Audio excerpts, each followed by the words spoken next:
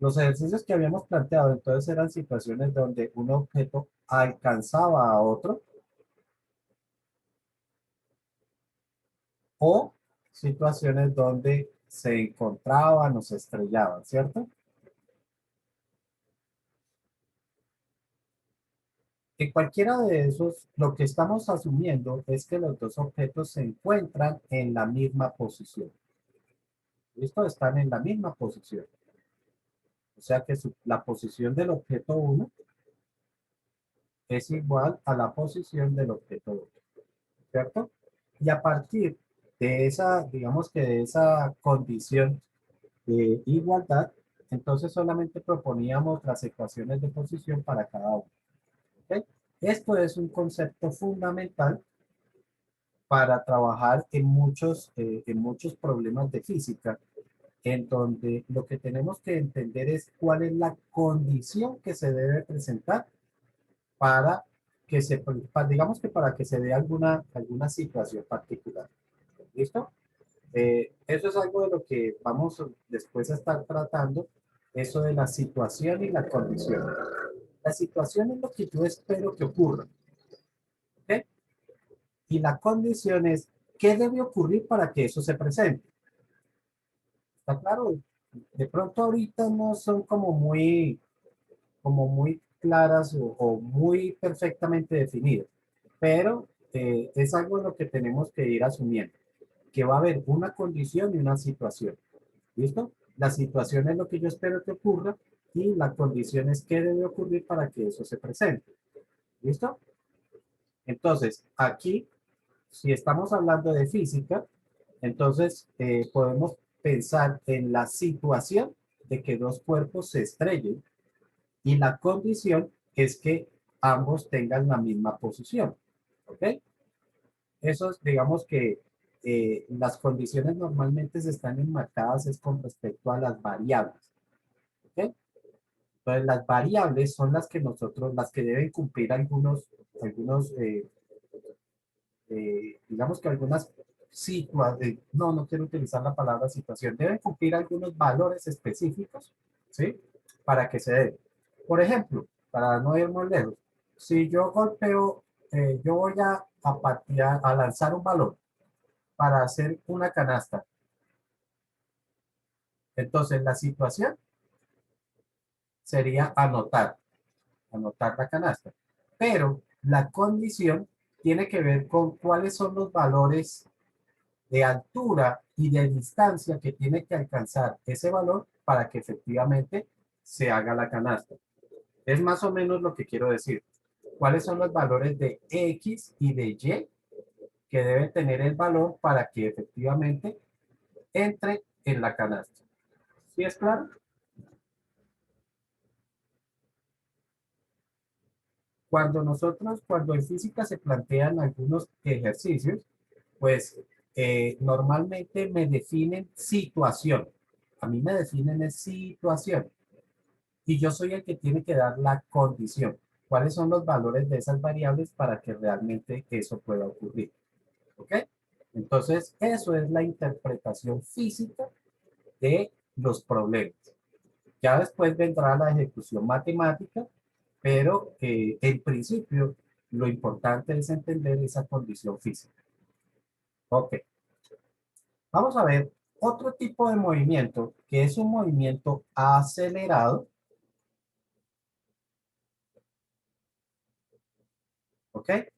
Y que se presenta en la naturaleza en forma, digamos que, valga la redundancia, en forma natural, ¿sí? Y es el movimiento de caída libre. Todos sabemos que caída libre, no libre, sino libre, todos sabemos que cuando uno libera un objeto desde una altura determinada, él por naturaleza va a empezar a hacer un recorrido. Ese recorrido que hace el objeto es lo que nosotros denominamos caída libre. ¿Listo? Es decir, que no estamos necesariamente frente a la situación de tener que impulsar el objeto, sino que él por su propia, digamos que por propia naturaleza, ¿sí? concepto que vamos a ver después, cuál es esa naturaleza que hace que los cuerpos empiecen a caer, entonces va a ser un tipo de recorrido. Cuando hablamos de caída libre, entonces podemos tener tres situaciones distintas. La primera situación es cuando yo tengo un objeto que se encuentra, digamos, en el piso, o digamos que en la parte baja, como quieran ustedes llamarlo, y el objeto es lanzado hacia arriba, uy, es lanzado hacia arriba, y él vuelve y cae, ¿ok? En este dibujo yo estoy haciendo un desplazamiento horizontal para que podamos ver o diferenciar la trayectoria de subida de la trayectoria de bajada. Pero realmente, cuando hablamos de esta situación, estamos hablando de un movimiento que sube y que vuelve a bajar en la misma línea, sobre la misma línea. Realmente debe ser sobre la misma línea. Vuelvo y repito, aquí estamos, lo hago, el dibujo lo hago con un desplazamiento horizontal para que podamos distinguir la trayectoria de subida de la trayectoria de bajada. Si hago una sola línea, pues no se va a distinguir la trayectoria de subida y la de bajada. ¿Listo? La segunda situación se va a presentar cuando nosotros liberamos un objeto. Liberarlo sencillamente es que lo suelto para que él empiece su recorrido, es decir, no lo estoy impulsando. En ese caso, el objeto hace un solo recorrido dirigido hacia abajo. ¿Ok? Ese sería el segundo caso. Y el tercer caso es cuando yo tengo un objeto en una altura determinada y lo lanzo de tal forma que el objeto primero sube y después empieza a descender, pero desciende hasta una altura o a una posición distinta de la que empezó. ¿Ok? Estas pueden ser las tres situaciones que nosotros vamos a analizar en movimientos de caída libre. ¿Preguntas hasta ahí? ¿No hay? No. Listo. Resulta que cualquiera que sea la situación de las tres que yo he planteado acá, siempre, chicos, siempre hay una condición y es la velocidad. Esto lo quiero hacer hasta en rojo para que ustedes lo tengan bien clarito. La velocidad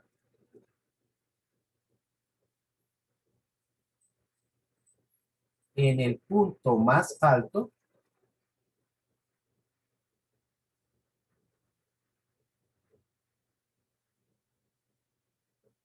es cero. ¿Ok? La velocidad en el punto más alto siempre vale cero.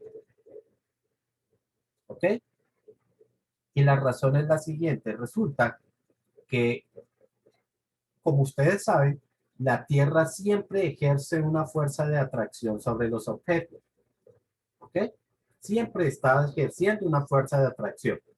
Entonces, esa fuerza de atracción lo que hace es que cuando el cuerpo va subiendo, empieza a restarle y a restarle y a restarle velocidad. Entonces, lógicamente, cuando el objeto llega hasta el punto más alto, es porque ya la velocidad que traía se ha agotado completamente. ¿Ok? Esa velocidad que traía dirigida hacia arriba se ha agotado completamente y hasta ese punto llegaría. Por lo tanto, una vez llega hasta ese punto más alto, empieza a descender. ¿Gracias a qué? A la fuerza de atracción que ejerce la Tierra. ¿Listo? Entonces significa que para este caso, en este punto de acá, la velocidad es igual a cero. Para el otro caso, pues aquí donde empieza el recorrido, la velocidad también vale cero. Y para este último caso, la velocidad en este punto también vale cero. ¿Está claro?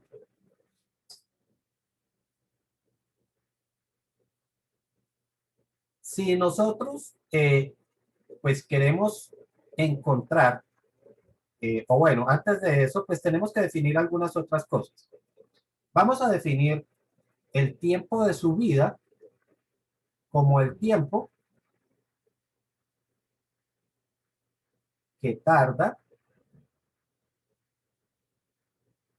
en llegar, en llegar al punto más alto, al punto más alto. ¿Ok? Eso quiere decir, por ejemplo, que en la segunda situación que yo he propuesto, esta de acá, pues no hay tiempo de subida porque el objeto nunca va subiendo, ¿cierto? Habrá tiempo de bajada más bien. Entonces, en este caso, no existe tiempo de subida. ¿Listo? Pero en el primer caso sí existe un tiempo de subida que será el tiempo que tarda en hacer esta parte del recorrido. Lo mismo pasa en la última situación, tenemos un tiempo de subida que es el tiempo que tarda en hacer este otro recorrido. ¿Listo? Definimos también entonces el tiempo de bajada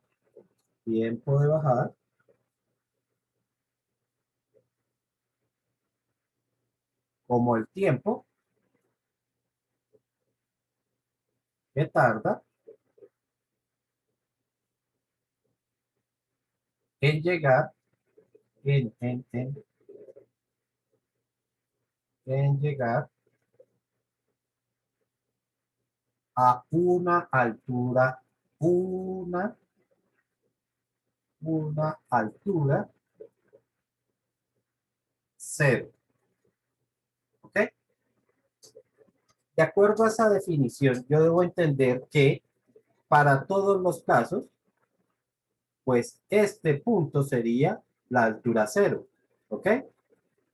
En este caso, esto sería la altura cero y aquí voy a tener la altura cero. ¿Ok? No quiero todavía colocarle una letra porque vamos a ver después qué letra es la que vamos a ubicar o vamos a asignar para hablar de altura. ¿Listo?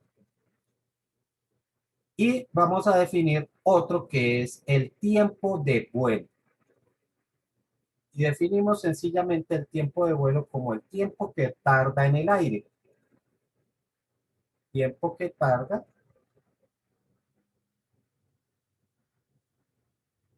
en el aire.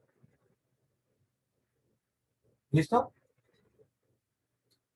Por lógica, pues el tiempo de vuelo va a ser el tiempo de subida más el tiempo de bajada, ¿cierto? Eso es, la lógica me dice eso.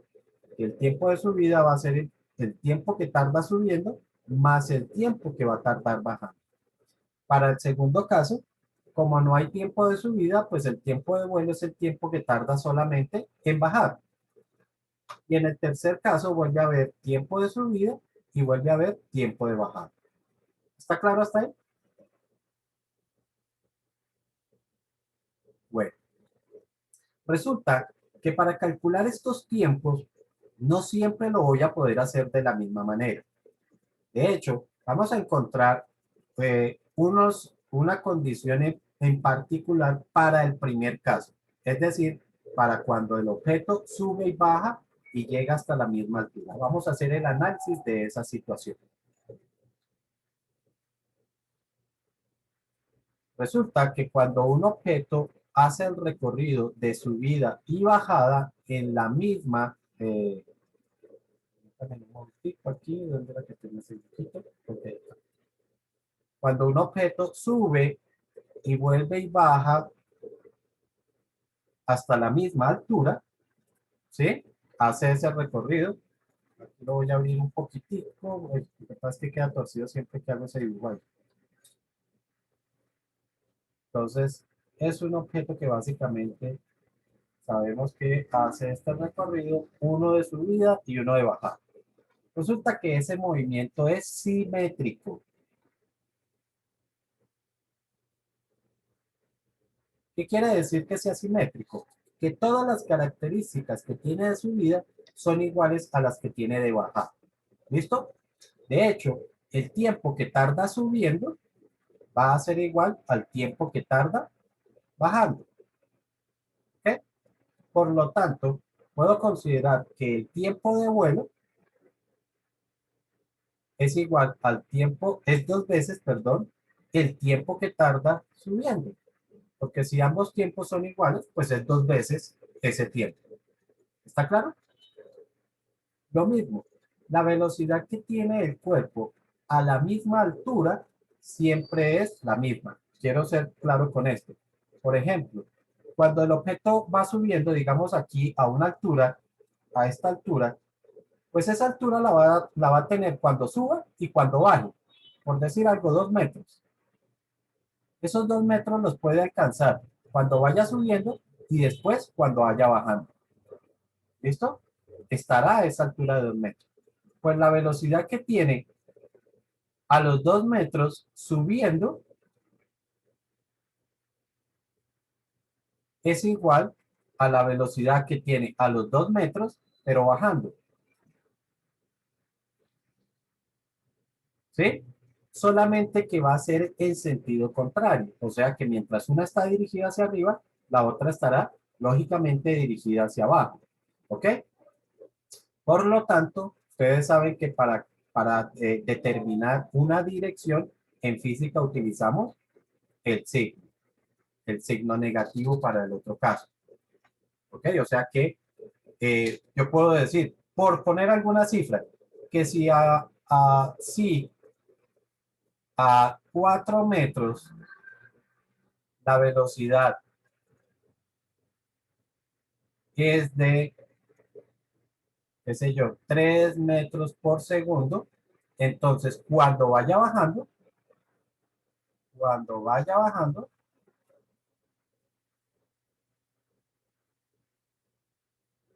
a los 3 metros, perdón, a los 4 metros, la velocidad será de menos 3 metros por segundo. ¿Ok? Eso es básicamente lo que quiere decir que la velocidad sea, o que el movimiento sea simétrico. ¿Listo? Bueno, estamos viendo entonces todas las características del primer caso, es decir, del objeto que sube y baja. Entonces ya vimos que condiciones, que el movimiento es simétrico, por lo tanto el tiempo de subida es igual al tiempo de bajada. También una condición general para todos los movimientos y es que, o para todos los casos, es que la velocidad en el punto más alto es igual a cero. Lo tercero, que el movimiento es un movimiento acelerado. Hasta aquí sabemos que es acelerado, ¿cierto?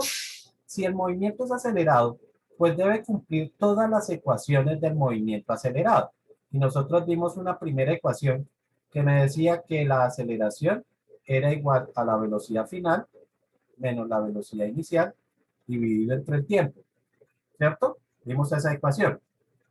También vimos una ecuación de posición, la ecuación de posición, que me dice que la posición final es igual a la posición inicial más la velocidad inicial multiplicada por el tiempo más un medio de la aceleración multiplicada por el tiempo al cuadrado.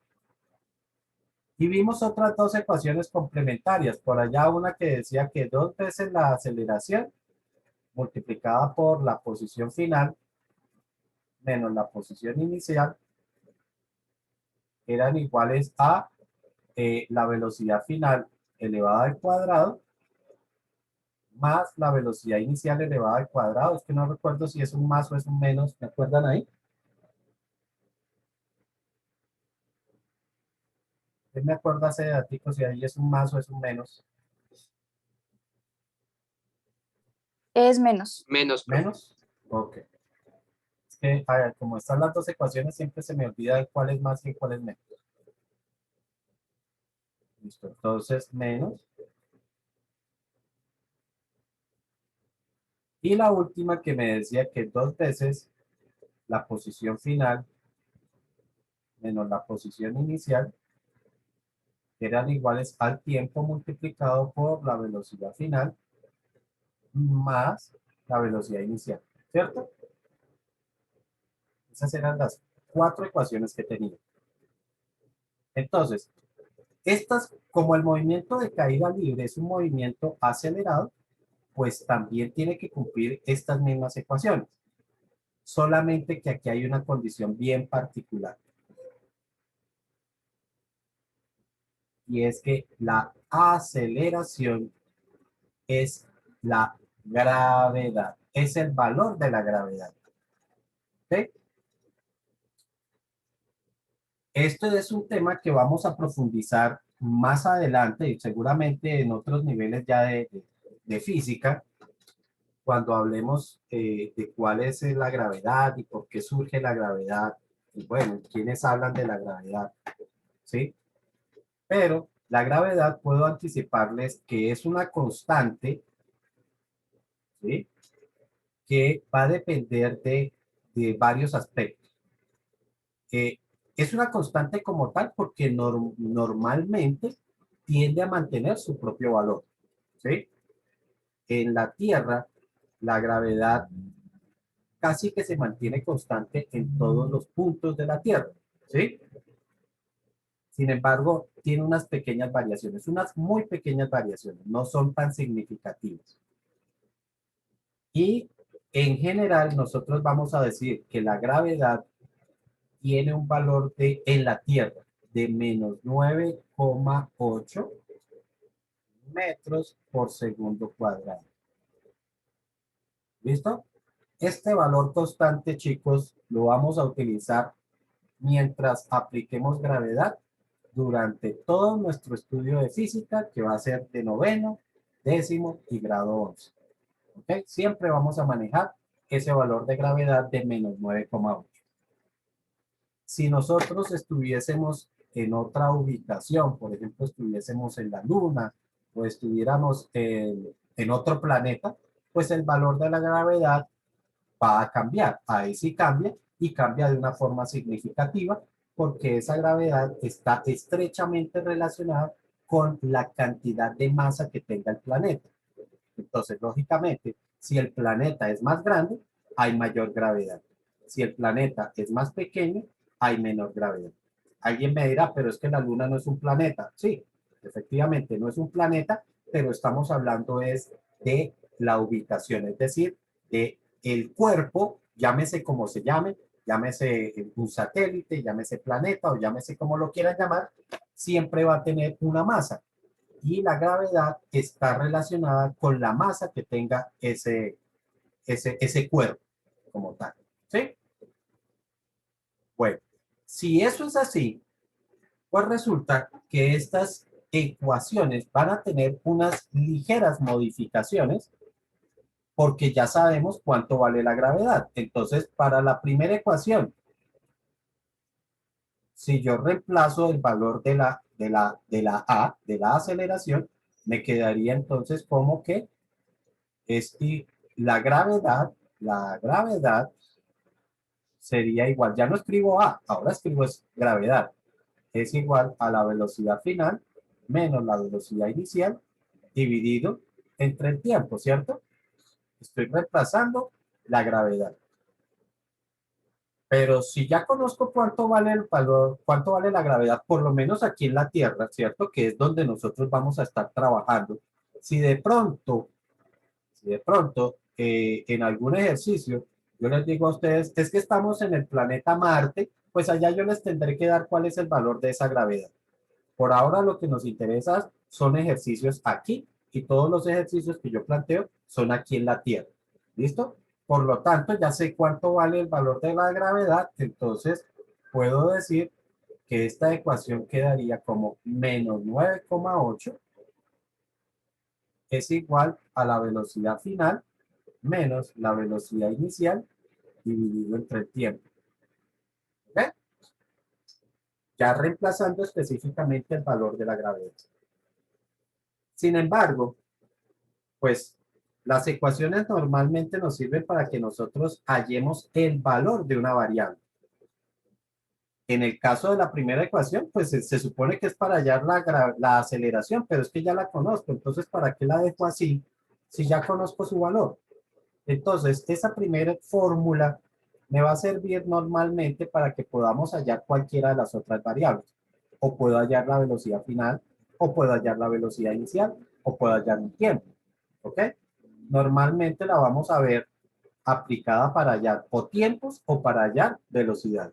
Eso significa que esta ecuación ya despejada la podemos encontrar como que si quiero calcular tiempo, la puedo tener como que el tiempo es igual a la velocidad inicial menos la velocidad final dividido entre 9,8. Si ustedes se dan cuenta, aquí se perdieron o se cambiaron signos. ¿Ok? Esto es un procedimiento algebraico que se puede hacer sencillamente para eliminar un signo aquí que me queda como feo dividiendo. Entonces, para quitar ese signo feo dividiendo, pues sencillamente le cambio los signos a todos ya. Salgo de ese problema, para que no se vea ese signo ahí como mal puesto. O también se puede utilizar para calcular una velocidad final, en donde vamos a tener que la velocidad final es igual a la velocidad inicial, eh, a la velocidad inicial menos 9,8 multiplicado por el tiempo. ¿Ok? Entonces lo podemos encontrar así. De la segunda ecuación, la ecuación de altura. ¿Qué modificación va a tener esa ecuación? Pues otra vez, lo primero es la letra que vamos a utilizar y ahora sí voy a hablar de la letra. Nosotros para hablar de altura, digamos que X la utilizábamos porque estábamos hablando de cuerpos que se desplazaban en forma horizontal, ¿cierto? Entonces por eso utilizábamos la letra X. Como ahora el desplazamiento es vertical, entonces ya no utilizo la X, sino utilizo la Y. Y ya no voy a decir posición, ahora voy a decir es altura. La altura que tiene un cuerpo la puedo calcular como la altura inicial más la velocidad inicial por el tiempo, más un medio de la aceleración. Miren que estoy haciendo es esto, estoy reemplazando este valor de aceleración, pero ya sé que la aceleración va a valer menos 9,8 multiplicado por el tiempo elevado al cuadrado. ¿Ok? Y para no tener dos números acá, porque aquí tendríamos dos números, entonces pues multiplicamos de una vez el, el 1 medio por menos 9,8. Si multiplicamos esos dos, me quedaría menos 4,9. Entonces, no escribimos la ecuación de esa forma, sino que la vamos a escribir es como, no quería seleccionar todo eso, sino de una vez como el valor que va a ir ahí. Aquí va a quedar entonces menos 4,9. Menos 4,9 por el tiempo al cuadrado. Voy a escribirlo por aquí una cerquita.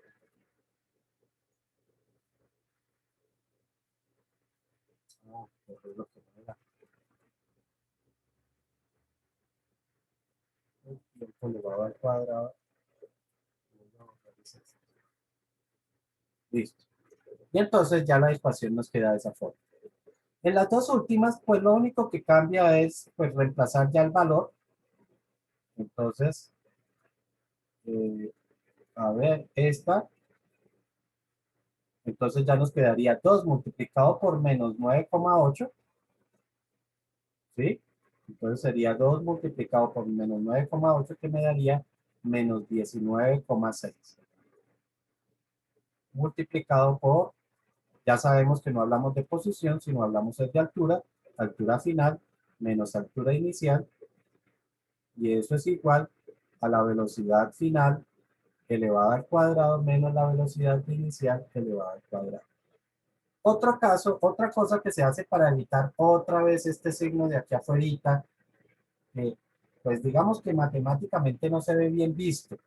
Colocar signos negativos para empezar no queda bien visto en matemáticas. Entonces, lo que se hace es sencillamente invertir estas dos velocidades. Por lo tanto, nosotros la vamos a encontrar es como velocidad inicial elevada al cuadrado menos velocidad final elevada al cuadrado. O sea que lo que están es invertidas. Y con eso nos evitamos el signo negativo que teníamos anteriormente, entonces invertimos estas dos. Y las últimas, pues esas sí quedan, pero solamente reemplazamos las x por y. Entonces me quedará 2 por la altura final menos la altura inicial, y eso es igual al tiempo que multiplica a la velocidad final más la velocidad inicial. ¿Listo? Y estas son las ecuaciones que nosotros vamos a estar utilizando para hablar de movimiento de caída libre. ¿Listo?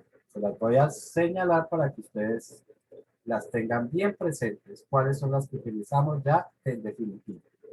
Esta otra